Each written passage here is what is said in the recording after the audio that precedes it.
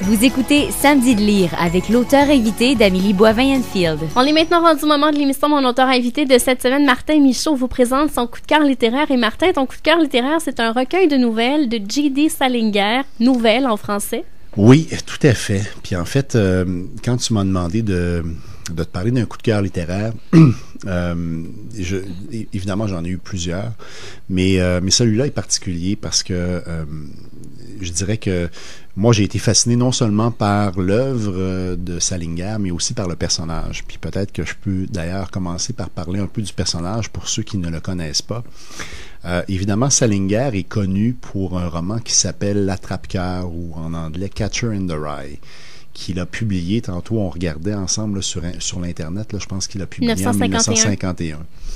Et ce roman-là, il est particulièrement célèbre pour deux raisons. D'une part, parce que, c'est devenu une espèce de chef-d'œuvre, de classique de la littérature américaine, mais aussi parce qu'on sait que le meurtrier de John Lennon était en train de lire Catcher in the Rye et a invoqué certains passages de ce roman-là pour justifier ses actes quand il a abattu John Lennon. Alors, évidemment, que c'est quelque chose qui a frappé l'imaginaire. Mais j'ai choisi de ne pas parler de Catcher in the Rye, pas parce que c'est un roman que je n'ai pas apprécié, mais je dirais que moi, les écrits de Salinger qui m'ont le plus marqué, en fait, se retrouvent dans un recueil de nouvelles dont tu parlais tout à l'heure, qui s'appelle en français Nouvelles, mais en anglais qui s'appelle Nine Stories. Et c'est un recueil de nouvelles qui a été publié en 1948, si je me souviens bien. Et en fait, il y a certaines de ces nouvelles-là qui avaient été publiées auparavant dans le journal New Yorker. Alors, c'est comme ça que Salinger a commencé à être connu. Il a publié finalement un certain nombre de nouvelles de façon autonome. Et à un certain moment donné, on les a réunies dans ce recueil-là qui s'appelle Nouvelles en français ou Nine Stories en anglais. Et la particularité finalement de ces nouvelles-là, c'est qu'elles sont autonomes, mais il y a aussi une série de personnages qui est récurrente. Donc, la famille Glass, donc, est une famille qui est dépeinte dans plusieurs de ces nouvelles. Et celle dont j'ai choisi de vous parler, qui s'appelle Un jour rêvé pour le poisson banane, elle met en fait en vedette un de ces personnages-là, qui s'appelle Seymour Glass. Et juste une petite parenthèse, moi j'aime ça dans mes romans, faire des petits clins d'œil à des auteurs que j'aime. Alors dans Sous la surface, le chef de police véreux de Lowell au Massachusetts, il s'appelait Seymour Glass. Donc, c'est vrai. C'est un petit clin d'œil comme ça. Pendant qu'on parle de ça, d'ailleurs dans Sous la surface, il y a un enquêteur qui s'appelle Adrian Mitchum. Si tu prends les lettres de ce nom-là, tu peux former le nom Martin Michaud. C'est une anagramme parfaite de Martin Michaud. Donc, tu vois, c'est le genre de petits trucs que je trouve rigolo là, d'insérer dans mes romans. Pour revenir à Salinger, ce qui est fascinant aussi de ce personnage-là, c'est que il a publié très peu. Il a publié de mémoire là, quelques recueils de nouvelles et 2 romans. Et à partir de 1965, il s'est isolé du public. Donc, il est allé vivre quelque part dans le Vermont, dans un endroit où il n'accordait aucune entrevue. Complètement barricadé. Complètement barricadé. C'est devenu une espèce de légende. Et bon, moi, je pourrais en parler pendant des heures parce que c'est un personnage qui me fascine, mais tout ça pour dire que Salinger est mort en 2010 sans rien republier depuis 1965. Et là, il y a toutes sortes de rumeurs depuis sa mort qui ont émergé. Il y a même des films et des reportages là, qui ont été faits là-dessus. Mais on dit qu'il aurait continué d'écrire en secret pendant toutes ces années-là et qu'il aurait donné des instructions à son agente pour que certains de ces écrits-là soient publiés. Donc, est-ce qu'on pourrait avoir droit à certains nouveaux romans de Salinger dans les prochaines années? Je lance la question, je n'ai pas la réponse. Et je n'ai pas non plus d'opinion. Je ne sais pas, est-ce que ça serait une bonne chose ou est-ce que ça serait une mauvaise chose? Est-ce qu'on préfère se rappeler de lui pour l'immensité de l'œuvre succincte qu'il a créée ou est-ce que est-ce qu'on voudrait avoir accès à des nouvelles œuvres et est-ce que ces œuvres-là seraient à la hauteur? Je ne sais pas. Un jour rêvé pour le poisson banane, c'est une nouvelle de quelques pages et ça met en fait en vedette, comme je le disais, le personnage de Seymour Glass, qui est un ancien militaire qui revient traumatisé de la guerre.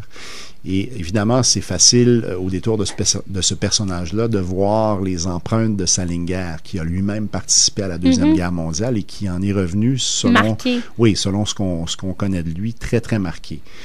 Et évidemment, je vais pas vous révéler. Dans les nouvelles de Salinger, ce sont des nouvelles à chute, donc il y a un punch à la fin de la nouvelle.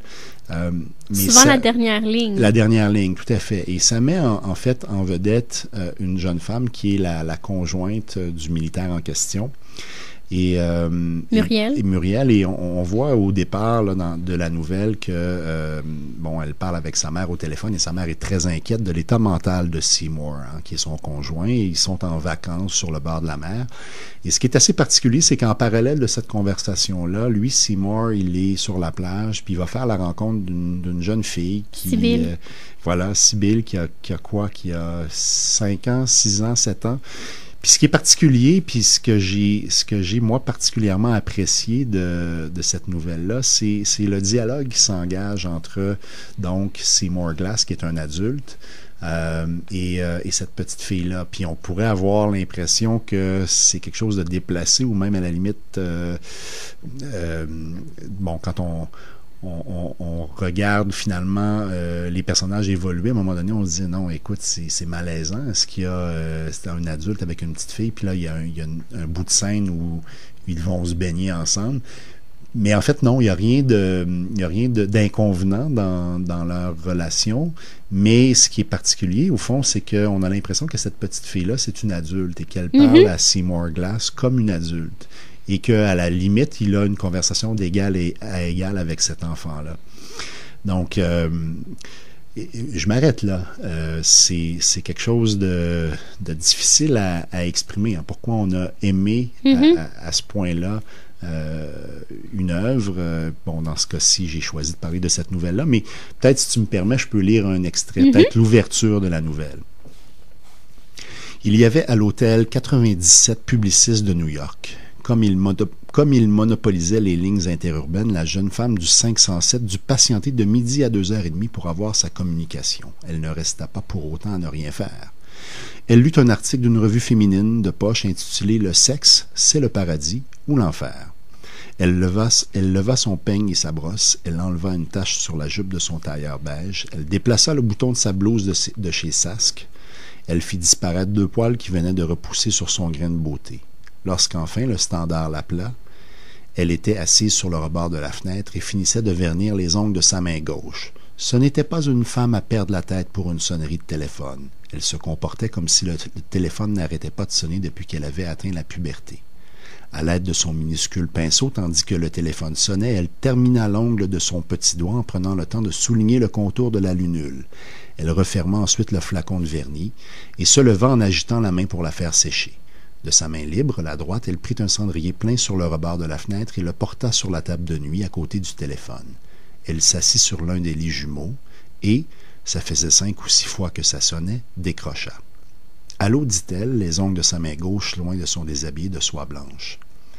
C'est tout ce qu'elle avait sur elle avec ses mules. Ses bagues étaient restées dans la salle de bain. « J'ai votre communication pour New York, Madame Glass, dit le standard. « Merci, dit la jeune femme, et elle fit de la place au cendrier sur la table de nuit. Une voix féminine se fit entendre. « Muriel, c'est toi !» La jeune femme écarta légèrement l'appareil de son oreille. « Oui, maman, comment vas-tu? » Alors voilà, c'est installé. Alors, si vous voulez connaître la suite, il faut vous procurer une nouvelle de J.D. Salinger. Oui, tout à fait. Et c'est un recueil qu'on peut trouver en bibliothèque, mais c'est difficile. Hein? Oui, c'est ça. Toi, tu as dû faire plusieurs bibliothèques avant de réussir à te le procurer. Oui, mais l'avantage souvent du côté de Montréal, c'est qu'il y a un réseau. Alors, on peut rentrer le titre et on finit par trouver l'endroit où se le procurer. Mais je suis sûre qu'il y a plusieurs bibliothèques un peu partout à travers le Canada qui doivent l'avoir. Oui, tout à fait. Et c'est vraiment un recueil plein de nouvelles, justement, qui sont étonnantes. Il y en a une autre, si on avait plus de temps, dont je pourrais vous parler, qui s'appelle « Pour esmer avec amour et abjection ». Mais écoutez, comme cadeau de Noël, là, c'est vraiment quelque chose de super cool à offrir ou à recevoir. Et les gens qui n'ont pas beaucoup de temps pour lire des nouvelles comme ça se lit facilement, là. Tout à fait. C'est quelques minutes de lecture par nouvelle et donc un univers bien particulier pour chacune de ces nouvelles-là. Merci Martin pour cette belle suggestion et dans les prochains instants, c'est moi qui te présente des ouvrages que j'ai lus cette semaine. OK.